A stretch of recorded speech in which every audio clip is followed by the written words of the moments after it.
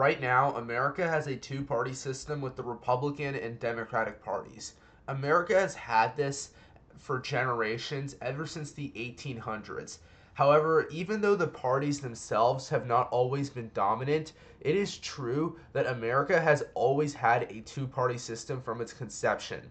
The Democratic and Republican parties are associated with liberalism and conservatism, respectively. However, this hasn't always been the case, and as we can see, these two parties haven't always been the ones in charge. So let's go back all the way to the beginning and go through the history of America's two-party system.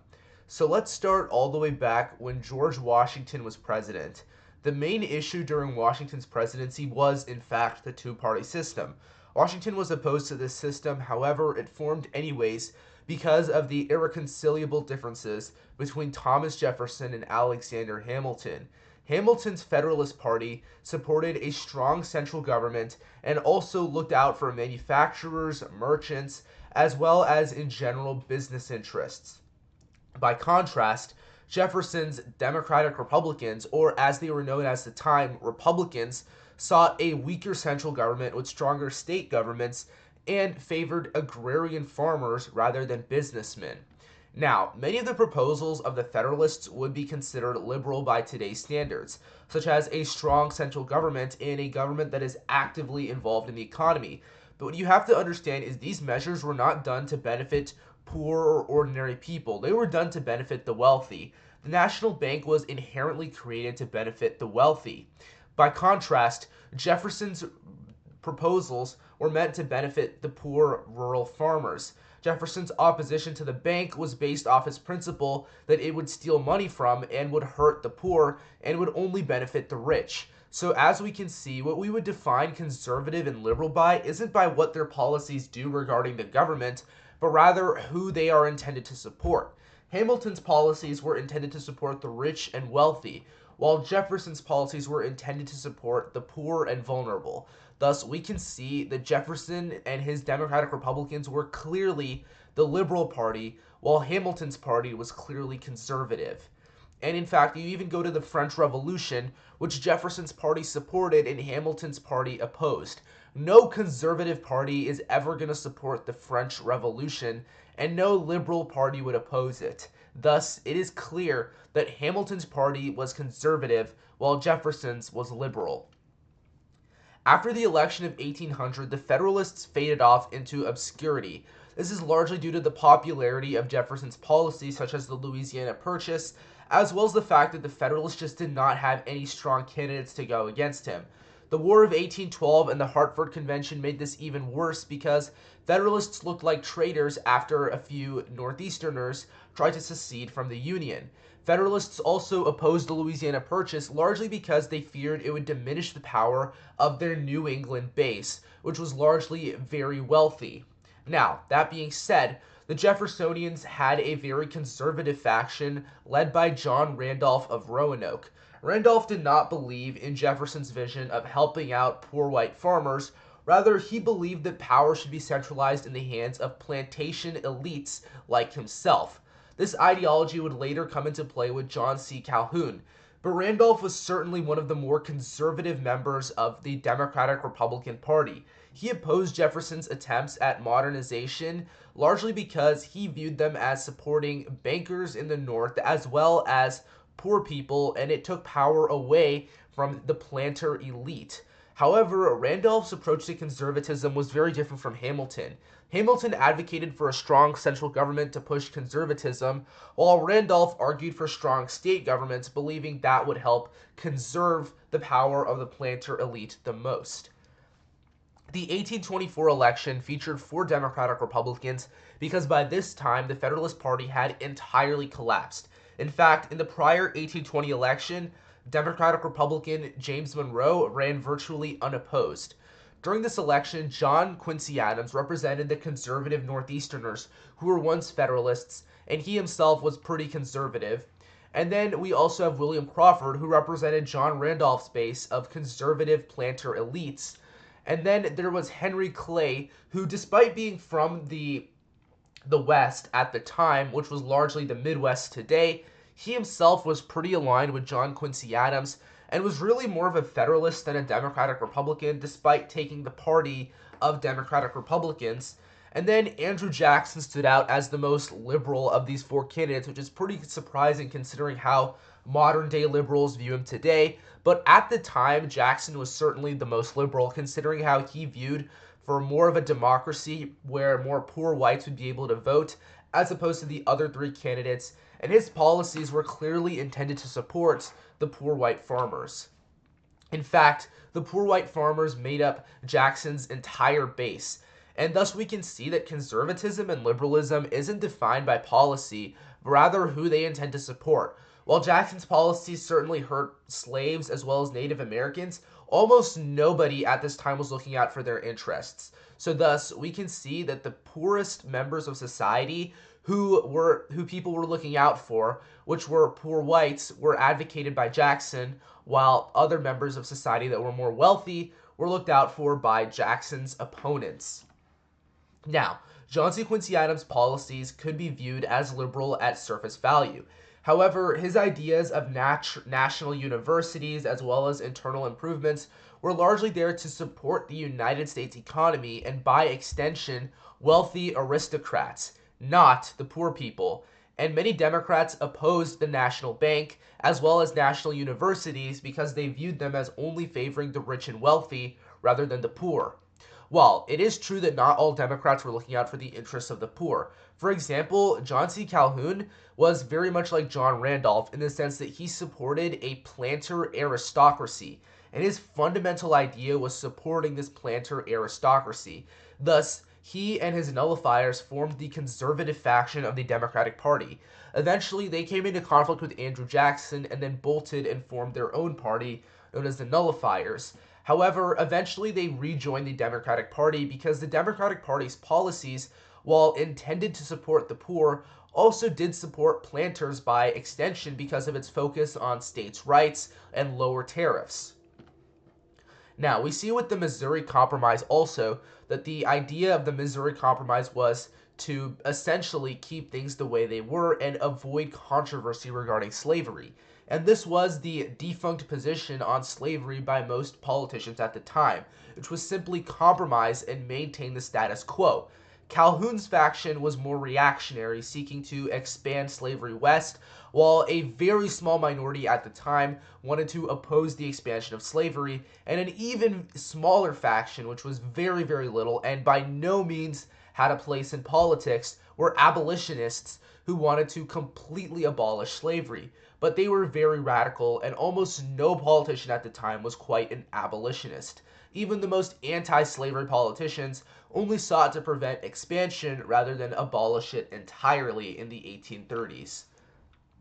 And as we can see, anti-slavery sentiment was very much the minority, and most people and politicians mainly supported just compromising.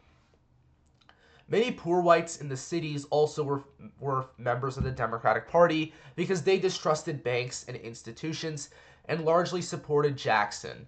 So we can see that when you're looking at who supported each party, the rich urban and middle class urban voters largely supported the Whigs, while poor urban voters supported the Democrats. And then we go to rural voters, who there wasn't really much of a middle class rural population. It was either rich or poor rural voters, and both of them supported the Democratic Party. This is largely due to the fact that there weren't really a bunch of rich rural voters in the North, and almost all of the rich rural voters in the South backed the Democratic Party because, again, even though the Democratic Party's policies were intended to support the poor, they did in fact support a lot of rich slave owners because of the focus on lower tariffs as well as less of an involvement of the federal government. During the Mexican-American War, though, the entire two-party system would be turned on its heels. This was because of James K. Polk's expansionist beliefs, and this ultimately led to the issue of slavery becoming the national forefront. Some Whigs supported the Wilmot Proviso, which would ban slavery in all of the Western territories.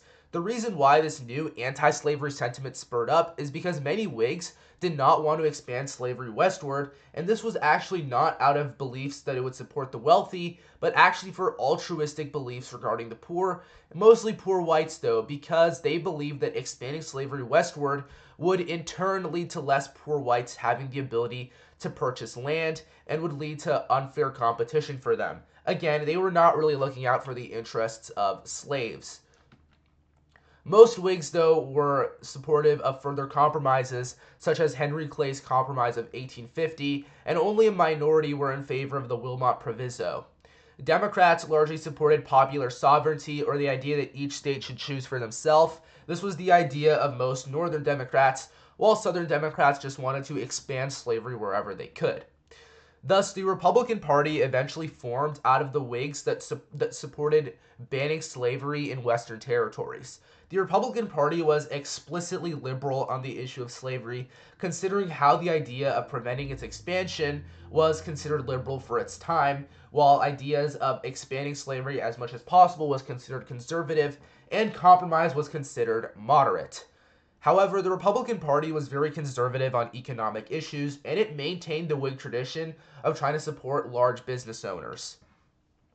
During the 1860 election, Abraham Lincoln represented the Republican Party, Stephen Douglas represented the Northern Democrats, John C. Breckinridge represented the reactionary Southern Democrats, while John Bell represented the Constitutional Union Party, which largely composed of conservative Whigs who did not like the Republican Party's liberalism on slavery. Abraham Lincoln himself supported banning the expansion of slavery, but however, he was not an abolitionist. Lincoln opposed expanding slavery, but he never advocated for abolishing the institution entirely. Thus, he wasn't as progressive on the issue as others such as Thaddeus Stevens was. Lincoln was also a firm capitalist and believed in supporting businesses, even especially big businesses, and he also held pretty restrictionary views on immigration for the time. Thus, when Republicans today say Lincoln was a conservative, they are actually right. Outside of the issue of slavery, which was a social issue where Lincoln was more liberal on, he was conservative on almost every economic issue. Thus, most Republicans at the time were largely socially liberal while fiscally conservative by the standards of their time. In fact, when it came to Reconstruction later on, many Republicans supported extending voting rights to former slaves. Now, the most radical Republicans still were largely conservative on economic issues, but supported very liberal social policies such as total equality for black people and white people in the South, which was, again, quite liberal for the time. And as we can see, the Democratic Party, by contrast, was very socially conservative, believing in a racial hierarchy where white people would dominate and black people would be subjugated. And many whites at the time, however, were still pretty fiscally liberal, supporting policies that would help farmers and poor whites rather than big businesses like the Republican Party wanted to. In fact, by the end of Reconstruction, the Republican Party became firmly entrenched into the interests of big businesses, with many conservative Republicans backing trusts and taking action against anti-monopoly policies. By contrast, many Democrats were more moderate on the issue. Even the conservative Bourbon Democrats were still somewhat against trusts. Benjamin Harrison could stand out as a member of one of the more liberal Republicans at the time. Harrison supported policies such as environmental protection and conservation, and also supported some antitrust policy. However, he still was not as liberal on the issue of trusts as many Democrats were. Even the more conservative Democrats, though, were still opposed to trusts and monopolies. Grover Cleveland, who was largely a very pro-business Democrat, who supported the gold standard and also maintained the social conservatism of Democrats on issues such as race, he himself, though, was against monopolies. Thus, we could see at the time that the Democratic Party was largely more socially conservative than the Republicans, but at the same time was more fiscally liberal than Republicans, who largely were supportive of big business. And then we had the Populist Party emerge. At the time, both the Democratic and Republican parties were largely not very fiscally liberal. Even though Democrats were more fiscally liberal than Republicans, they still were not nearly as fiscally liberal as the Populists, who supported very widespread antitrust action and also supported free silver to support poor farmers in the South as well as the West. In fact, if we were to go by a whole political scale at the time, we would see that the populists would be the most liberal of all four groups, supporting free silver and also being socially liberal to a certain extent, supporting women's suffrage, as well as even a coalition between poor black farmers and poor white farmers. And then the liberal Republicans would come next. The liberal Republicans were pretty liberal socially, at least, supporting voting rights for African Americans, while also still maintaining some fiscal conservatism, supporting businesses, but not being too fiscally conservative, also supporting some antitrust action. And then would be the conservative Democrats or the Bourbon Democrats led by Grover Cleveland, who were still very socially conservative while also supporting some fiscal conservatism, but not being too fiscally conservative, supporting some antitrust action. And then the most conservative group would be the conservative Republicans, who were largely led by Nelson Aldrich, who opposed antitrust action, tried to limit it, and also were largely apathetic on social issues. In 1896, the Democratic Party nominated William Jennings Bryan, and this would eventually signal the start of the Democratic Party becoming a more liberal party as a whole. And then the Republican Party in 1904 would nominate Theodore Roosevelt, who was already serving as president because of President McKinley's death. Roosevelt was definitely a liberal, don't get it twisted. He was very progressive. He himself called himself so. He himself said that he was left-wing. Roosevelt supported limiting the actions of trusts, and he also supported expanding conservation. He was very much a liberal for his time. Woodrow Wilson, who was elected president in 1912 as a result of divisions between the liberal faction of the Republican Party, led by Theodore Roosevelt, and the more conservative faction led by William Howard Taft, was ultimately elected in 1912, and he himself was a liberal Democrat. He supported antitrust action and was very active in the federal government, trying to use it to help poor people. However, at the same time, he was by no means a social liberal. He was very socially conservative, still supporting racial hierarchy and white supremacy, which was what social conservatism at the time was considered. In fact, around the late 1910s and early 1920s, the Republican Party moved more so towards the right. In fact, fiscal conservatism became an entrenched value by many Republicans, and the liberal Republicans led by Roosevelt that supported more fiscally liberal policies became a minority, with all three Republican presidents after Woodrow Wilson being fiscal conservatives. While Herbert Hoover was considered a progressive, by the time he was president, he was by no means a progressive and was more so of a pro-business conservative Republican. By the time that Franklin D. Roosevelt was elected president, his New Deal was very intended to support the common people, and thus the Democratic Party, while the Republican Party became more fiscally conservative, the Democratic Party became more and more fiscally liberal. However, on social issues, the Democratic Party still largely remained the same. While there was some support for civil rights amongst Northern Democrats, Southern Democrats were still very against the idea, and to maintain harmony between Northern and Southern factions of the Democratic Party, most Democrats adopted a very neutral stance on civil rights, while Southern Democrats still remained very reactionary on the issue.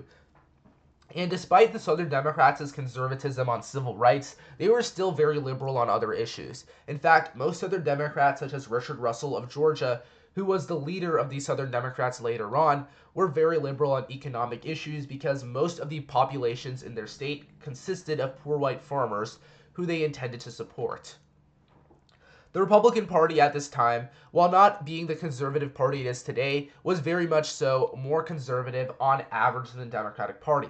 The average Republican at the time would be more conservative than the average Democrat. Republicans in the North were more conservative than Democrats in the North, and the few Republicans in the South were actually more conservative than Democrats on the South because they still believed in maintaining white supremacy while also supporting fiscally conservative policies along with it, while many Southern Democrats were more fiscally liberal. The Democratic Party was the more liberal party at the time by any possible measure. So thus, we can see that at the time of the Civil Rights Movement, this eventually would change with the Democratic Party's social conservatism subsiding. More and more Northern Democrats supported the Civil Rights Movement. In fact, Northern Democrats were more supportive of civil rights than Northern Republicans were, and even though many Republicans like to claim that more Democrats voted against the Civil Rights Movement of 1964 than Republicans did. Keep in mind that almost all of these Democrats were from the South, and when you look at Northern Republicans, it is far more substantial that you would see more Northern Republicans vote against the Civil Rights Act than Northern Democrats. By the time of the Civil Rights Movement, most Southern Democrats became disenchanted with their whole party as a large, viewing it as becoming way too liberal on racial and social issues, thus to the point where it was irredeemable. So, as we see in the 1964, 1968, and 1964, 1968, and 1972 elections, Democrats in the South largely voted for Republican candidates such as Barry Goldwater and Richard Nixon, and in 1968, most of the hardcore segregationists in the Deep South voted for George Wallace. And the Democratic Party would never regain these southern states, with the exception of 1976, where Jimmy Carter, who was from the South, was a Democratic nominee. In fact, Republicans started to campaign more and more in the South, with Ronald Reagan even having a campaign in Neshoba County, Mississippi, which was where 3 civil rights activists were killed. However, by the time of the 1980s, it became clear that the Democratic Party gained more and more of an advantage in New England to counteract their loss in the South. The South was considered the most Democratic region in the country, but now it was New England, and conversely, the South becomes more and more Republican. However, it still voted for many Democrats on the state level because many of these Democrats were still socially conservative while also being fiscally liberal. Another thing also is social conservatism by this time encompassed more than simply racial issues. It also included issues such as abortion as well as gun control. Thus, we can see that the modern day Republican and Democratic Party are very different from where they initially started.